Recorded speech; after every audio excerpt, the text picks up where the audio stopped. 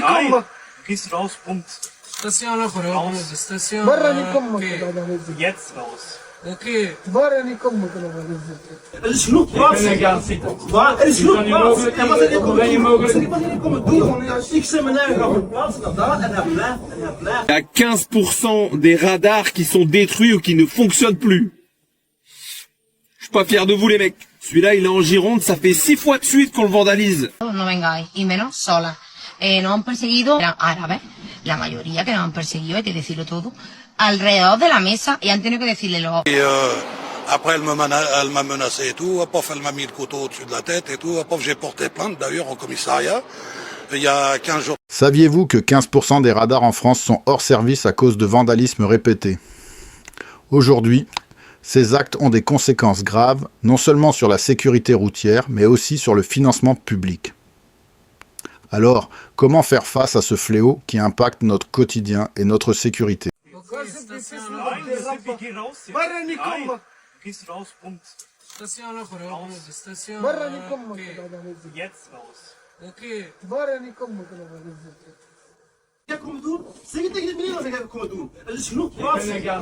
Waar? Er is genoeg plaats. En wat zijn die komen doen? Zeg wat jullie komen doen? Ik zet mijn eigen plaats naar daar en hij blijft. En hij blijft. En hij blijft. Als je drinkt, drink eigenwijs. Niet dom. Kom meneer, dat is de eerste hoor. Dat is de eerste. Ik heb niet gedronken de eerste. Wat lief? Ik heb niet gedronken. Nee. Hier dat hij niet is.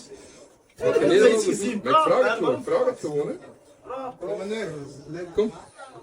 Ja, ik heb een beetje fris. Ja, een beetje wakker. Frans. Je teste, mais j'ai pas vraiment suivi ce qui s'est passé. Mais, Tu n'as rien vu. enfin, non, moi je suis arrivée après et quand ils parlaient en néerlandais, moi je comprenais pas ce qu'ils disaient. Dans la première partie, on a découvert que 15% des radars sont hors service, souvent détruits par vandalisme, ce qui coûte cher et impacte la sécurité routière. Cela soulève des questions sur le respect des infrastructures publiques et l'impact financier de ces actes. Dans la suite, on va explorer comment l'insécurité s'est installée à Bordeaux. Il y a vraiment un énorme problème là. Hein. Les chiffres viennent de tomber. Il y a 15% des radars qui sont détruits ou qui ne fonctionnent plus. Je suis pas fier de vous les mecs. Celui-là il est en Gironde, ça fait 6 fois de suite qu'on le vandalise. 6 fois de suite! Le maire de cette commune en Gironde là, il en a tellement marre qu'il va être obligé d'installer une caméra pour surveiller le radar. Ça c'est une bonne idée. Ben ouais. Vous comprenez pas que si c'est là, c'est pour la sécurité routière. C'est pas du tout pour arnaquer les gens. Quand vous les détruisez les radars, vous faites des morts en plus sur la route. Est-ce que vous avez simplement une idée de combien ça coûte à remplacer? 200 000 €. Ils sont obligés de se servir dans les recettes des radars pour le faire. À cause de vous. Résultat, vous pouvez plus passer le permis avec le CPF. Bien fait pour votre gueule. Et regardez-moi ça la semaine dernière. Comment vous voulez qu'on s'en sorte? Vamos a contar la mala experiencia que hemos tenido en Burdeos, en Francia. Todos no vengáis, y menos sola.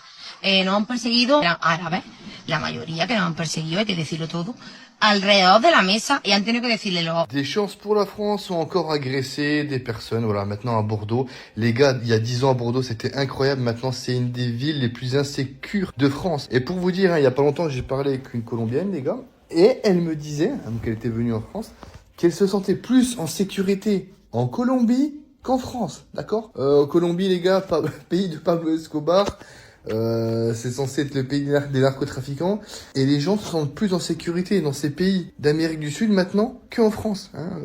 Pour rappel aussi, on a eu un combattant de MMA, Sean Strickland, qui disait se sentir plus en sécurité aux États-Unis qu'en France et qu'il ne venait pas combattre en France à cause de l'insécurité.